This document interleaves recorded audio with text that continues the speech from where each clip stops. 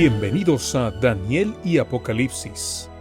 Hoy estudiaremos un mensaje poderoso que nos recuerda que, aún en medio de crisis, cambios y desafíos espirituales, Dios sigue teniendo el control de la historia.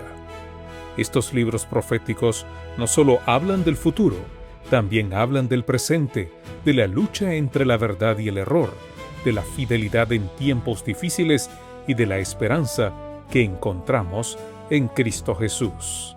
Abramos nuestro corazón para escuchar la voz de Dios y permitir que su palabra fortalezca nuestra fe. Bienvenidos.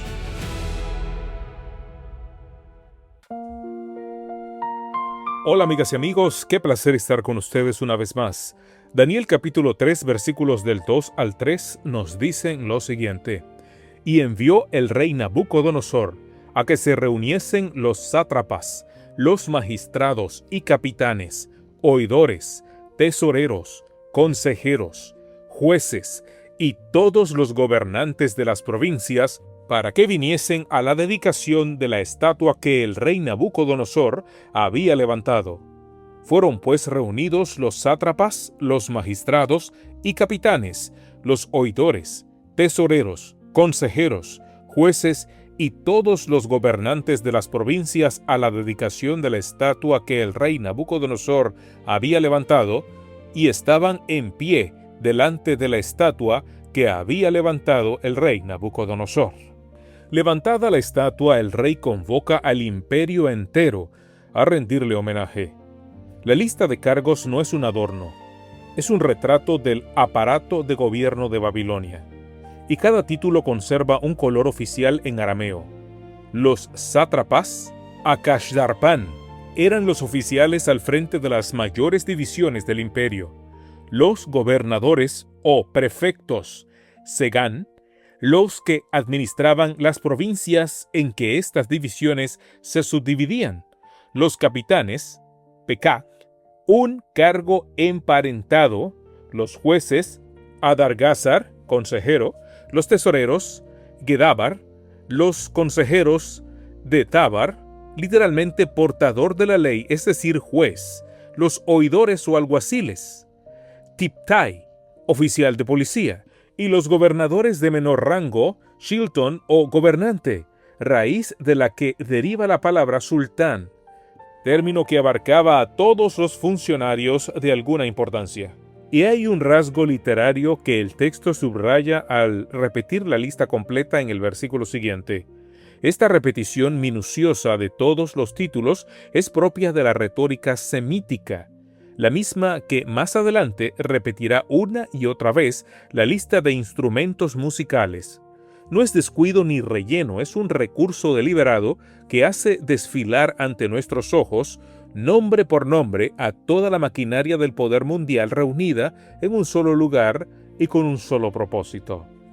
Estos títulos no son anacronismos, como algunos supusieron.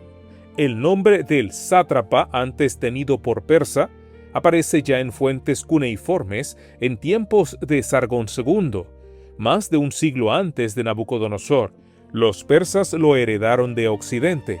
Otros de estos cargos se hallan en documentos acadios y en los papiros arameos de Elefantina, con la misma forma y el mismo sentido.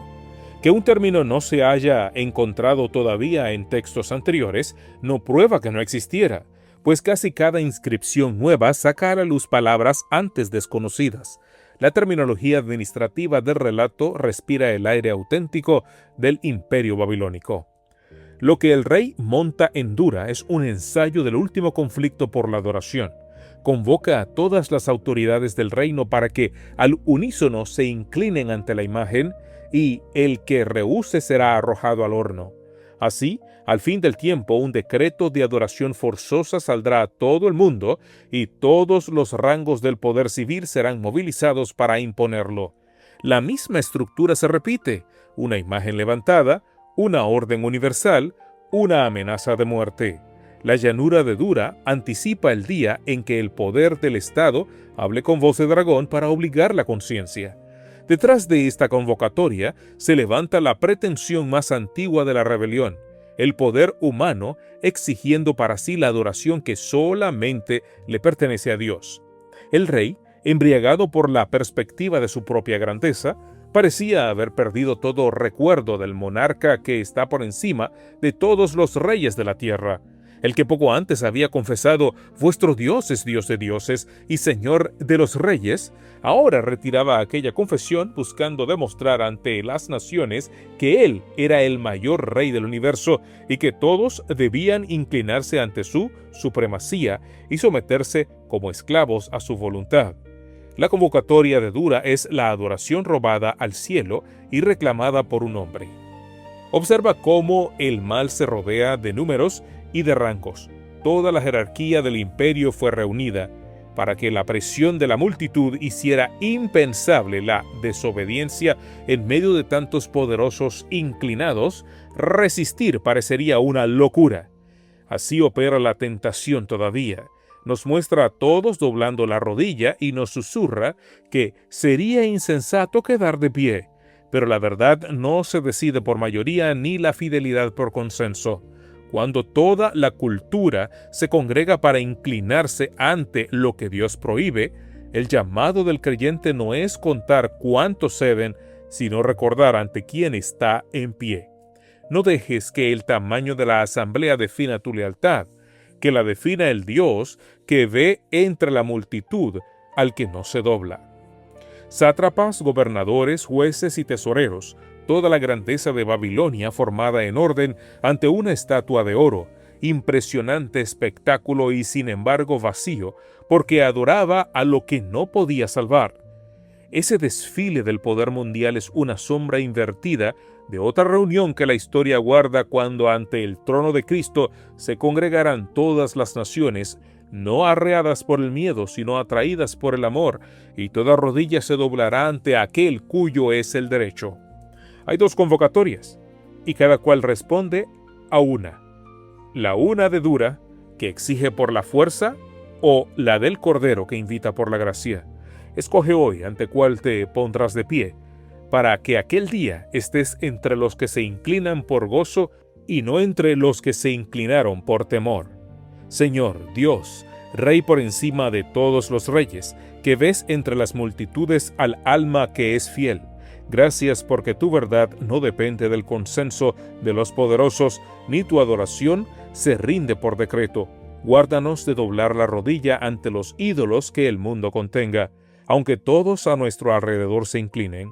Cuando la presión de los números nos susurre que resistir es locura, recuérdanos ante quién estamos de pie y prepáranos para la única convocatoria que importa, aquella en que, atraídos por tu gracia y no arreados por el miedo, nos inclinemos ante tu Hijo con gozo para adorarte a ti, el único digno por los siglos de los siglos. En el nombre de Jesús. Amén.